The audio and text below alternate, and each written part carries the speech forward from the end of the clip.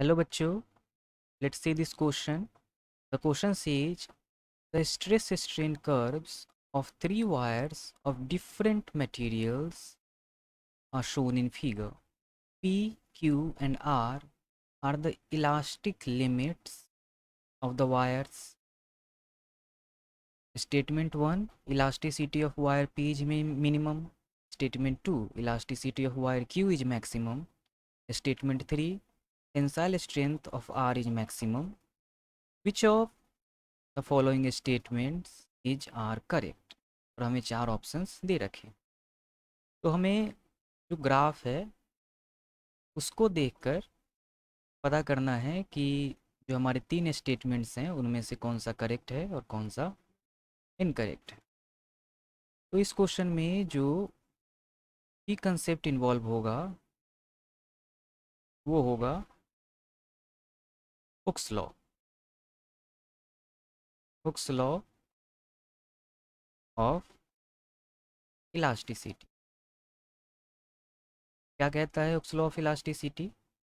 According to Hooke's law of elasticity, stress is equal to Young's modulus multiplied by strain।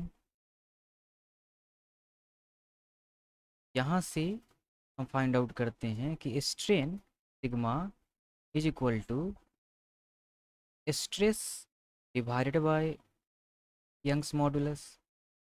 अब जैसा कि हम graph में देख रहे हैं कि स्ट्रेन हमारा वाई एक्सिस पर है और स्ट्रेस हमारा एक्स एक्सिस पर है। तो इस इक्वेशन को हम कंपेयर कर लेते हैं। y is equal to m x से। तो हम पाते हैं कि जो हमारा स्लोप है m ये इक्वल हुआ 1 डिवाइडेड बाई वाई के, यानी जो हमारा स्लोप है वो इन्वर्सली प्रोपोर्शनल हुआ यंग्स मॉडुलस के। तो हम अपने फिगर से अपने कर्व से पाते हैं कि slope of p is greater than, क्योंकि इसका थीटा p का थीटा सबसे बड़ा है, is greater than slope of q का जो थीटा है, जो एंगल है x से बना रहा है वो बीच में है, and the smallest is the slope of r। तो ये जो हमारा रिलेशन आया था slope is inversely proportional to Young's modulus, यहाँ से हम कह सकते हैं कि Young's modulus of p will be smaller than Young's modulus of Q and which will in turn be smaller than Young's modulus of R। तो जो हमारा स्टेटमेंट 1 है, elasticity of wire P is minimum, yes elasticity of wire P is minimum. Elasticity of wire Q is maximum, नहीं elasticity of wire R हमारा maximum है। तो statement 2 हमारा incorrect हो जाएगा। और थर्ड स्टेटमेंट है हमारा tensile strength of R is maximum.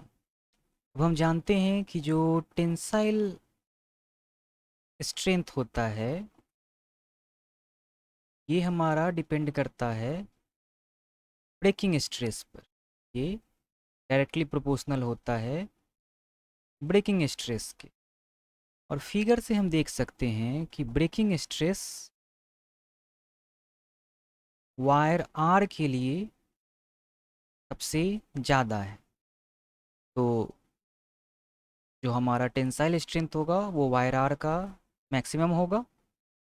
तो जो स्टेटमेंट 3 है वो हमारा करेक्ट स्टेटमेंट होगा। तो हमारा स्टेटमेंट 1 और 2 और 1 और 3 दोनों करेक्ट हो गया। तो ऑप्शन बी हमारा करेक्ट ऑप्शन होगा। Hope you understood it well. Best of luck.